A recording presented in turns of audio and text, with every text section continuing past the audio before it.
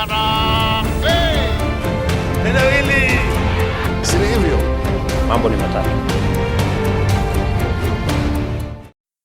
Ladies and gentlemen, good evening and welcome back to our channel once again. Rigathi Gachagua is expected back into the country on Thursday. We call on the people of Kenya to show up at the Jomo Kenyatta International Airport at 8 a.m. to receive our beloved party leader. We shall have a mother of all peaceful processions upon his arrival. The procession will begin from the Jomo Kenyatta International Airport to the Central Business District and later address a public rally at the hallowed Kamukunji Grounds. And I can assure you, we are likely to witness serious showdown between Rigathi Gachagua's supporters and the police. We are also adequately informed of the mischief and also plans by President William Ruto to have our party leader arrested upon his arrival at Jomo Kenyatta International Airport. We are also informed that William Ruto is planning to divert his plane to either Kisumu or Mombasa International Airports to arrest him from there. We have encouraged our members to also plan to receive him in those respective airports. We want to be very particular and candid on this matter. Take notice that any attempt to arrest Honorable His Excellency Rigathi Gachagua once he lands in the country will be met by our supporters across the country. We have asked our supporters to be on standby.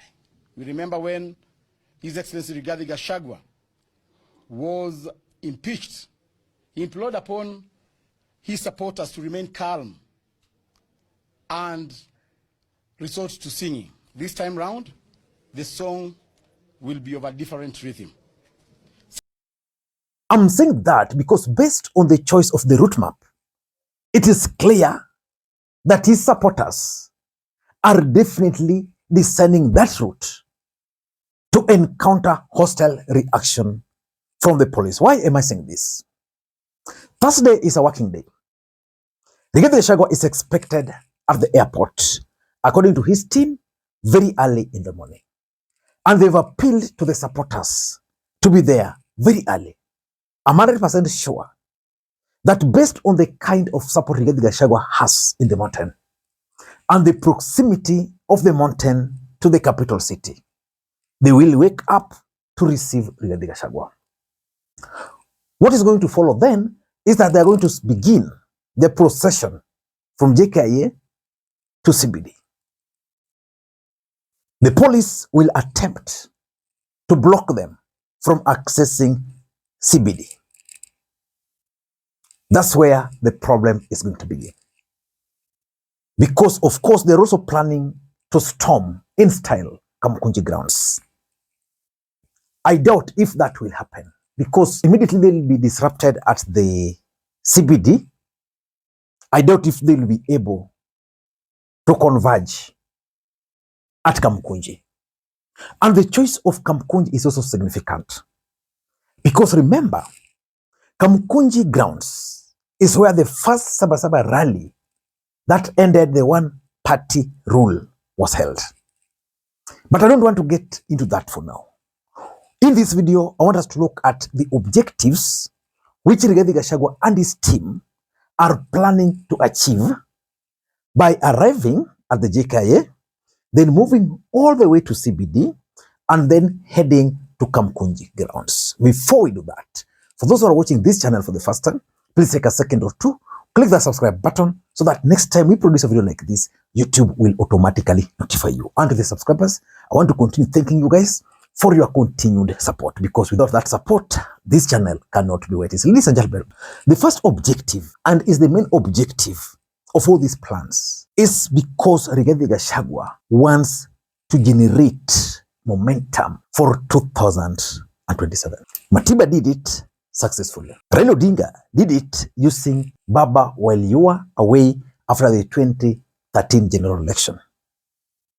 Uhuru Kenyatta and William Ruto used the same strategy during their ICC trials successfully. If this trip will flop, then Rigathi Gachagua should forget about being a successful presidential candidate in the Republic of Kenya.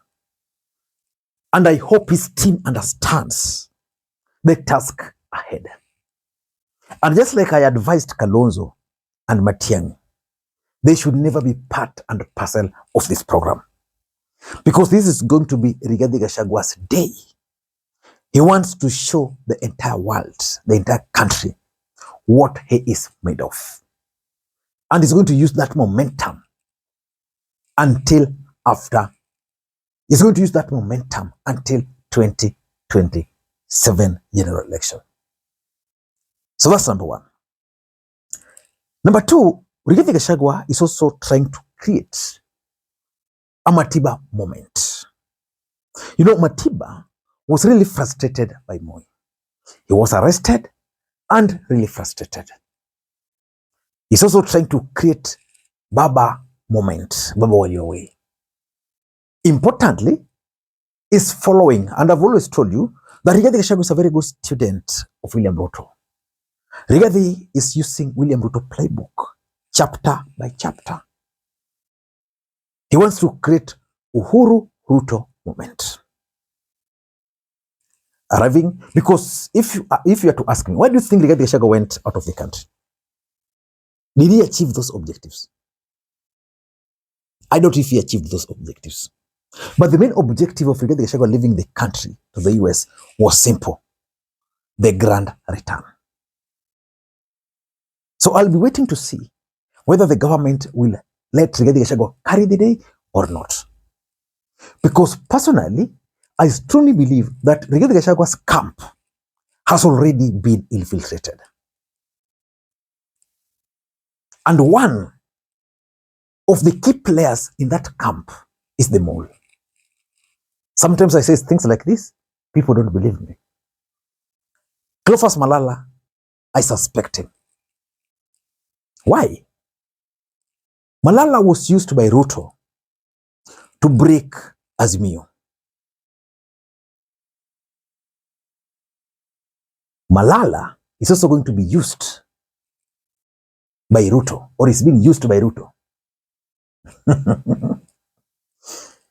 to undermine Rigathi Gachagua.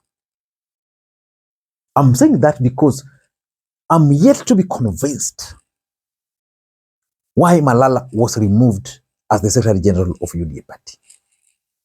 I'm yet to be convinced. And how he ended up being right inside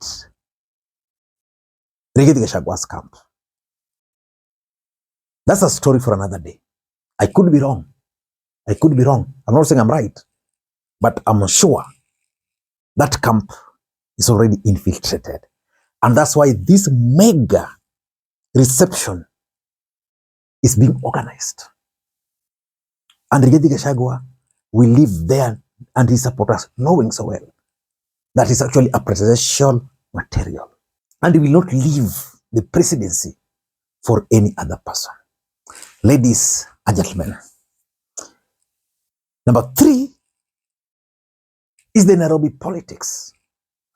There is no way you can become the president of the Republic of Kenya without Nairobi. Nobody. If Kalonzo Musyoka wants to become the president of the Republic of Kenya, he must be able to control Nairobi. Ruto was able to become the president of the Republic of Kenya because he was able to control Nairobi politics through the support of the mountain.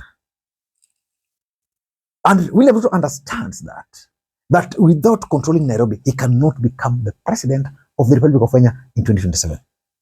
And that's why when Rigathi Gachagua left, William Ruto had to look for Raila Amolo Odinga in the hope that Raila was going to provide him with his traditional support base in Nairobi. Rigathi Gachagua is trying his hands in Nairobi politics.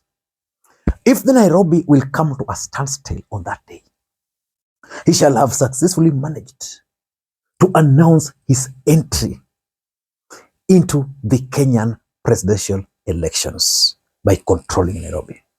And I'm 100% sure that Rigathi Gachagua is going to control the mountain, especially as far as their Nairobi politics is concerned. He's going to inherit the mountain people who voted for Ruto in 2022. And of course, he's also going to inherit those who voted for Raila Odinga from Uhuru Kenyatta's side. So he's going to do that with control, with Rigathi controlling Nairobi politics. It will mean that you'll be able to, at least to some extent, determine who becomes the governor, determine who becomes the senator. Number 5. Number 4, Rigathi Gachagua and his team are out to provoke William Ruto. Because William Ruto is perceived to be a vengeful leader. They are provoking him. That's why they keep on insisting that Ruto is planning to divert Rigathi Gachagua's plane to Mombasa. What do you think will happen if Rigathi will just fail to catch his flight? Because what I know for sure is that the time Rigathi will be arriving, I doubt if there will be flight from US to Kenya that time. I remember when Raila Odinga was coming from Boston, his flight was supposed to arrive at some point, so we had to divert him to Dubai, where he stayed. Then he came and landed at the same time, at some particular time. Maybe that is exactly what Rigathi Gachagua and the team will be planning to do.